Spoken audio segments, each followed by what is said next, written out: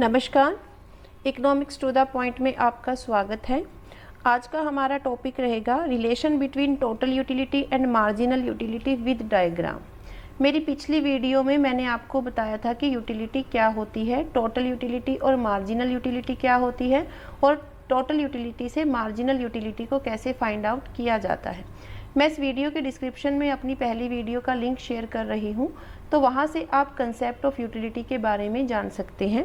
चलिए शुरू करते हैं आज का टॉपिक, टोटल यूटिलिटी और मार्जिनल यूटिलिटी में क्या रिलेशन है। तो इसको हम दो तरीके से दिखाएंगे, पहले हम शेड्यूल के ज़रिए और दूसरा हम एक डायग्राम के ज़रिए। तो सबसे पहले हम यहाँ पर एक शेड्यूल लेंगे। शेड्यूल में हम क्वांटिटी लेंगे, कोई भी कमोडिटी हो सकती है वो, टोटल यूटिलिटी लेंगे और साथ में मार्जिनल यूटिलिटी। टोटल यूटिलिटी से मार्जिनल यूटिलिटी को कैसे फाइंड आउट किया जाता है वो मैंने आपको अपनी पिछली वीडियो में बताया था। तो यहाँ पर देखिए, हमने कोई भी कमोडिटी ली है, मान के चलिए हमने मैंगो लिया है। तो जब हमने कोई मैंगो खाया ही नहीं तो टोटल यूटिलिटी भी क्या होगी, जीरो होगी। लेकिन जब हमने पहला मैंगो खाया, पहला आम खाया, हमने कहा कि हमें उससे कितने टोटल यूटिलिटी गेन हुई है, 8 यूटिल के। सेकंड हमने जब मैंगो खाया तो उससे कहा कि हमने अब 2 आम खाने से हमें कितने टोटल यूटिलिटी गेन हुई है, 14 यूटिल के। तो इस तरीके से हमने मैंगो की एडिशनल यूनिट हम खाते गए और बताते गए कि हमें कितनी टोटल यूटिलिटी गेन हुई है। चलिए दोनों में रिलेशन देखते हैं कि टोटल यूटिलिटी और मार्जिनल यूटिलिटी में क्या रिलेशन है। सबसे पहला रिलेशन क्या है, as additional unit consume marginal utility tends to decrease even become zero and negative. यहाँ पर ये लाइन कहती है as additional unit consume. Additional मतलब एक एक्स्ट्रा और, जैसे कि हम अगर मैंगो की बात करें तो पहला जब हम मैंगो खाएंगे तो हमें जो टोटल यूटिलिटी है वो 8 है, तो मार्जिनल यूटिलिटी भी क्या होगी, 8 होगी, क्योंकि उससे प्रीवियस हमने कोई भी मैंगो नहीं खाया है। तो सेकंड मैंगो जब हम खाएंगे तो टोटल यूटिलिटी कितना है, 14 है, और मार्जिनल यूटिलिटी कितनी मिली हमें, 6। यानी कि दूसरा अकेला जो आम है उसको खाने से हमें 6 यूटिल के बराबर यूटिलिटी मिली। पहले से कितनी मिली थी, 8, और दूसरे से कितनी मिली, 6। यानी कि इन 2 आम को खाने से हमारी जो टोटल यूटिलिटी कितनी है, 14 है, लेकिन अलग अलग कितनी है, 8 और 6 है। तो यहाँ पर ये कहते हैं कि जैसे जैसे हम एडिशनल यूनिट खाते जाएंगे ठीक वैसे ही क्या होगी कि जो मार्जिनल यूटिलिटी है जो हम गेन कर रहे हैं वो क्या होती जाएगी, डिक्रीज़ होती जाएगी, इवन कि वो जीरो भी आ जाएगी और नेगेटिव भी आ जाएगी। जीरो यानी कि जब हमने 5th आम खाया तो हम पूरी तरीके से सेटिस्फाई हो चुके थे और हमारी जो मार्जिनल यूटिलिटी थी वो क्या हो गई थी, जीरो थी, क्योंकि 4th मैंगो खाने से हमें जो टोटल यूटिलिटी मिली वो 20 मिली और 5th मैंगो खाने से भी हमारी जो टोटल यूटिलिटी थी वो कांस्टेंट रही, वो कितनी मिली, 20 ही मिली। तो उसमें कोई चेंज नहीं आया, इट मीन्स कि हम सेटिस्फाई हो चुके हैं। लेकिन अगर 6th आम हमें खाने के लिए कहा जाएगा तो हम कहेंगे कि नहीं, हमें नहीं चाहिए। लेकिन अगर उसको हम धक्के से खा भी लें तो हमारी जो टोटल यूटिलिटी है वो क्या होना शुरू हो जाएगी, डिक्रीज़ होना शुरू हो जाएगी। तो यहाँ पर यही बात कही गई है कि एडिशनल यूनिट का कंज्यूम करने से जो मार्जिनल यूटिलिटी है वो क्या होती है, डिक्रीज़ होती जाती है और एक टाइम पर वो जीरो भी हो जाती है और नेगेटिव भी हो जाती है। जैसे कि अगर हम एग्जांपल लें, जब हमें प्यास लगी हुई होती है तो हम जब पहला गिलास पानी का पीते हैं तो वो हमें बहुत अच्छा लगता है, हमारी प्यास जब बुझती है तो हम उससे बहुत इंजॉयफुल महसूस करते हैं, हमें बहुत आनंद आता है। लेकिन जो दूसरा गिलास हम पानी का पीते हैं उससे हमें उतना इंजॉय नहीं मिल पाता जितना हमें पहला गिलास पानी का पीने से मिलता है। तो ठीक वैसे ही कि हमने पहला गिलास पानी पिया उससे हमें बहुत ज़्यादा टोटल जो हमें यूटिलिटी है वो ज़्यादा मिलेगी, लेकिन दूसरा गिलास पानी का पीने से हमें पहले गिलास से कम यूटिलिटी हमें गेन होगी। तो ठीक ऐसे ही जब हम तीसरा गिलास का पानी पिएंगे तो उसकी तो हमें पहले 2 गिलास से भी कम यूटिलिटी हमें गेन होगी, क्योंकि हमारी प्यास काफ़ी हद तक बुझ चुकी है। तो यहाँ पर ठीक वैसे ही मार्जिनल यूटिलिटी को कैसा दिखाया गया है, डिक्रीजिंग फॉर्म में दिखाया गया है।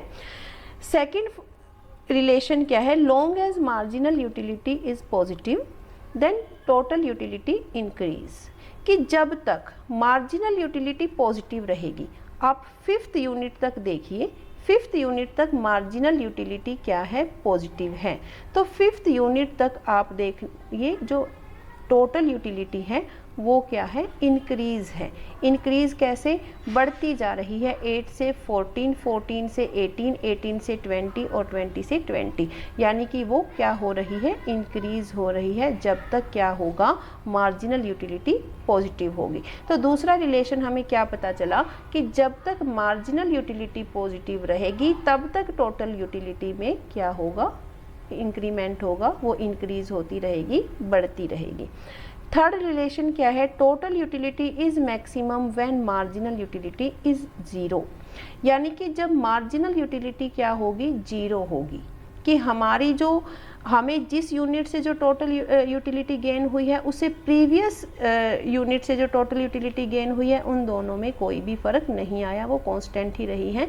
तो इससे क्या होगा, मार्जिनल यूटिलिटी क्या होगी, 0 आ जाएगी, और यहाँ पर टोटल यूटिलिटी क्या होगी, मैक्सिमम होगी। मैक्सिमम यानी कि मैक्सिमम के बाद अब अगर हम अगली यूनिट कंज्यूम करेंगे तो टोटल यूटिलिटी वहाँ से डिक्रीज होना शुरू हो जाएगी। जैसे कोई माउंटेन होता है, माउंटेन ऐसे यहाँ पर उसकी पीक होती है, पीक इसको हम मैक्सिमम पॉइंट कहेंगे उस माउंटेन का, और इस पॉइंट के बाद माउंटेन की सिचुएशन ऐसे आ जाती है। तो ठीक वैसे ही जो टोटल यूटिलिटी है 5th यूनिट तक टोटल यूटिलिटी कहाँ पर पहुँच चुकी है, यहाँ पर पहुँच चुकी है। इस सारे को हम डायग्राम के द्वारा भी शो करेंगे। फोर्थ रिलेशन है, total utility starts decreasing when marginal utility is negative. देखिए यहाँ पर जब मार्जिनल यूटिलिटी 0 के बाद नेगेटिव आती है तो टोटल यूटिलिटी क्या होती है, डिक्रीज होना शुरू हो जाती है, क्योंकि हमने 5th यूनिट में ही सेटिस्फेक्शन लेवल गेन कर लिया है। उसके बाद हम अगर उस यूनिट को कंज्यूम करेंगे, उससे एक्स्ट्रा एडिशनल यूनिट को कंज्यूम करेंगे तो हमारी जो टोटल यूटिलिटी है वो क्या होगी, डिक्रीज होना शुरू हो जाएगी। 5th रिलेशन है, decreasing marginal utility means that total utility is increasing but at a decreasing rate. देखिए यहाँ पर मैंने आपको पहले भी मैं आपको बता चुकी हूँ कि डिक्रीजिंग मार्जिनल यूटिलिटी क्या हो रही है, डिक्रीज हो रही है। तो टोटल यूटिलिटी क्या हमें दिखाई दे रही है कि वो इंक्रीज हो रही है।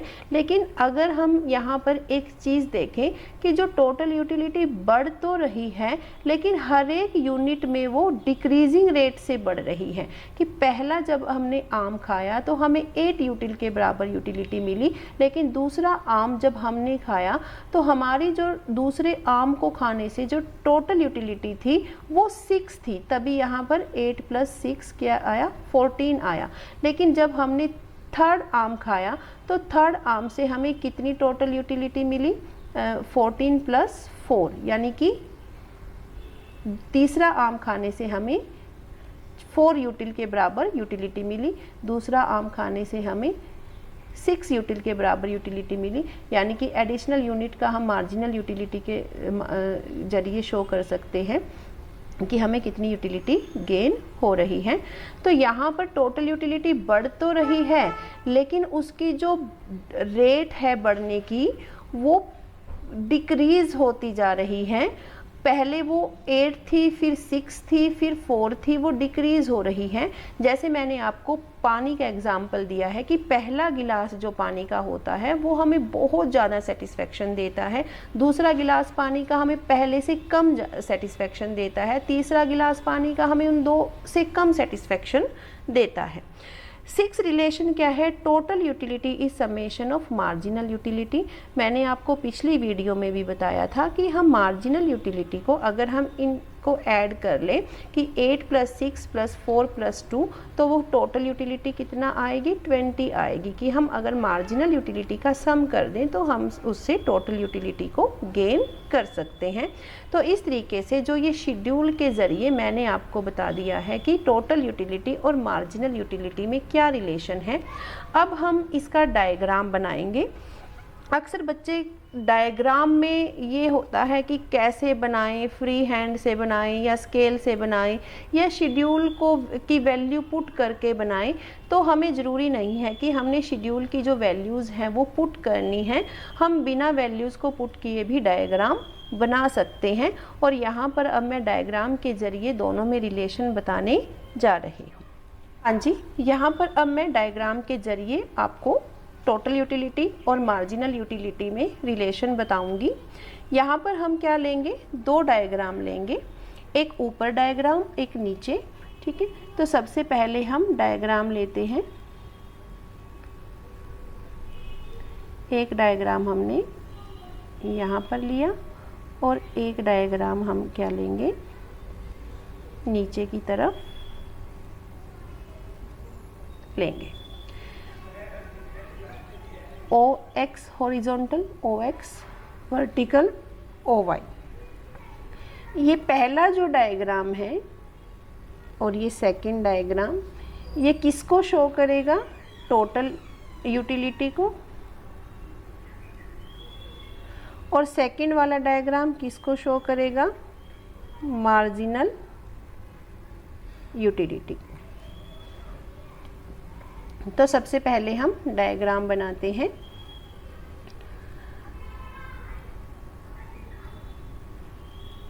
यहाँ से हम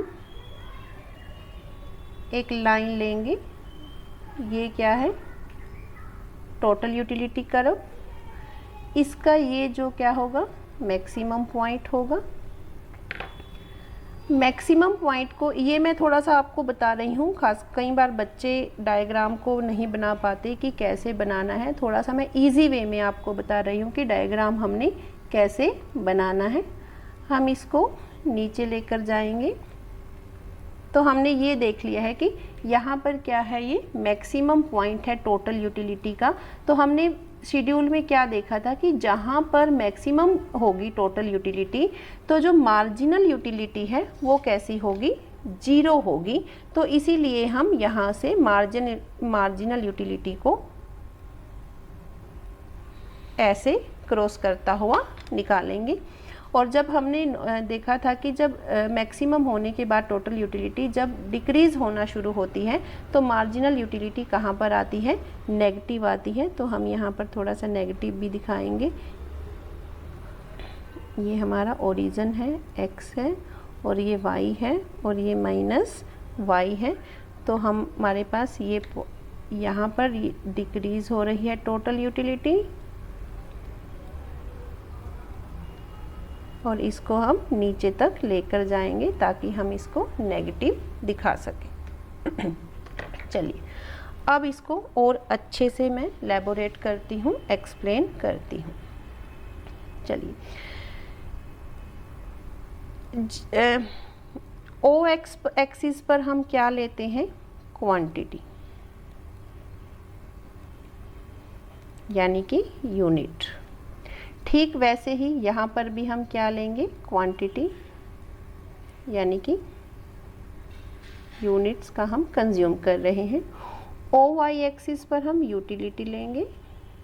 यूटिलिटी को हम किस में लेंगे, यूटिल में।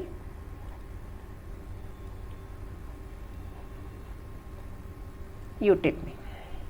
चलिए, ये क्या है, हमारा मार्जिनल यूटिलिटी कर्व है, और ये क्या है, टोटल यूटिलिटी कर्व है। अब हम दोनों के बीच में रिलेशन देखेंगे। ये जो डायग्राम है टोटल यूटिलिटी का है, क्वांटिटी और टोटल यूटिलिटी, और ये जो डायग्राम है वो क्वांटिटी और मार्जिनल यूटिलिटी को शो कर रहा है। तो सबसे पहले हम देखेंगे, देखिए कि जब मार्जिनल यूटिलिटी क्या है, पॉजिटिव है, मार्जिनल यूटिलिटी डिक्रीज हो रही है, बट क्या है, पॉजिटिव है। तो जो हम यहाँ तक देखेंगे, इस पॉइंट तक, यानी कि ये जो पॉइंट है यहाँ तक हम देखेंगे। जब यहाँ से लेकर यहाँ तक मार्जिनल यूटिलिटी डिक्रीज हो रही है लेकिन पॉजिटिव है, तो जो टोटल यूटिलिटी है वो इंक्रीज हो रही है, बट एट डिक्रीजिंग रेट। जब मार्जिनल यूटिलिटी यहाँ पर पहुँच गई, यहाँ पर मार्जिनल यूटिलिटी क्या है, इज इक्वल टू 0। तो मार्जिनल यूटिलिटी 0 होने पर अगर हम टोटल यूटिलिटी को देखें तो यहाँ पर टोटल यूटिलिटी क्या है, मैक्सिमम है, मैक्सिमम। और इसके बाद जब मार्जिनल यूटिलिटी यहाँ पर क्या है, नेगेटिव, तो यहाँ से हम ऊपर की तरफ टोटल यूटिलिटी देखें, टोटल यूटिलिटी क्या है, डिक्रीज हो रही है। यानी कि अब मैक्सिमम के बाद हमने पढ़ा था कि टोटल यूटिलिटी क्या है, डिक्रीज होना शुरू हो गई है। तो यहाँ पर जब इस पॉइंट को हम क्या कहेंगे, जो ये वाला पॉइंट है जहाँ पर मार्जिनल यूटिलिटी 0 है, इस पॉइंट को हम क्या कहेंगे, point of saturation, point of saturation. जहाँ पर पॉइंट ऑफ सैचुरेशन कहाँ पर होता है, जहाँ पर मार्जिनल यूटिलिटी क्या होती है, 0 होती है। अब पॉइंट ऑफ सैचुरेशन क्या है, इसको हम पॉइंट ऑफ सेटिस्फेक्शन भी कह सकते हैं। यानी कि जब हमने 5th यूनिट कंज्यूम की थी तो हमारी मार्जिनल यूटिलिटी क्या आ गई थी, 0 थी। तो वहाँ पर हमें सेटिस्फेक्शन मिल चुकी थी टोटली, और वो हमारा जो यूनिट थी जो हमने कंज्यूम की, 5th यूनिट कंज्यूम की, वहाँ पर हमारा जो पॉइंट था वो सैचुरेशन का था। क्योंकि उसके बाद जब हमने 6 यूनिट कंज्यूम करना शुरू कर दी तो हमारी जो टोटल यूटिलिटी है वो क्या होना शुरू हो गई थी, डिक्रीज होना शुरू हो गई थी, और मार्जिनल यूटिलिटी किस में चली गई, नेगेटिव में चली गई। यानी कि हमें यहाँ पर अपना आगे जो भी हम कंज्यूम कर रहे हैं वो प्रोडक्ट अब हमें उसकी डिमांड नहीं है, हमें जो सेटिस्फेक्शन का लेवल हमें मिल चुका है, हमें आगे और उस प्रोडक्ट की एडिशनल यूनिट की हमें कोई भी ज़रूरत नहीं है। तो ये जो मैंने आपको सामने ये जो डायग्राम बनाया है, ये डायग्राम इस तरीके से बनाया है कि यहीं पर ही सारा मेंशन कर दिया है। मैंने अपनी एक वीडियो में how to attempt answers in economics में भी बताया था कि हमने डायग्राम को ऐसे बनाना है कि डायग्राम को देखते ही सारा कुछ शो हो जाए कि डायग्राम में हम लोग कहना क्या चाहते हैं। हमें वो चीज़ें लिखकर ना बतानी पड़े, हम लाइंस में ना हमें उसको बहुत ज़्यादा एक्सप्लेन करना पड़े, बल्कि डायग्राम में ही हम ऐसे शो कर दें जैसे अब मैंने यहाँ पर शो किया है। यहाँ पर आपको हर एक चीज़ क्लियर दिख रही है कि कहाँ पर क्या हो रहा है, और मैंने वो लिख भी दिया है कि जैसे यहाँ पर मार्जिनल यूटिलिटी डिक्रीज़ हो रही है लेकिन पॉजिटिव है। लेकिन अगर आप यहाँ पर देखोगे कि जब मार्जिनल यूटिलिटी डिक्रीज़ होगी, पॉजिटिव होगी, तो यहाँ पर क्या होगा, टोटल यूटिलिटी इंक्रीज़ होगी but at a decreasing rate. फिर मैंने यहाँ पर बताया कि टोटल यूटिलिटी क्या है, मैक्सिमम है, मार्जिनल यूटिलिटी क्या है, 0 है। फिर आगे मैंने आपको बताया कि मार्जिनल यूटिलिटी क्या है, नेगेटिव है, टोटल यूटिलिटी क्या है, डिक्रीज़ हो चुकी है, कम हो चुकी है। और मैंने यहीं पर आपको क्या बता दिया है, पॉइंट ऑफ सैचुरेशन भी बता दिया है कि पॉइंट ऑफ सैचुरेशन क्या होता है, वो हमें पॉइंट ऑफ सेटिस्फेक्शन बताता है। पॉइंट ऑफ सेटिस्फेक्शन हमें कहाँ पर गेन होता है, जहाँ पर मार्जिनल यूटिलिटी 0 होती है। आई होप आपको ये कंसेप्ट बहुत अच्छे से समझ में आ गया होगा। प्लीज़ मेरे चैनल को शेयर कीजिए, सब्सक्राइब कीजिए, मुझे सपोर्ट कीजिए। थैंक यू, बहुत बहुत आपका धन्यवाद।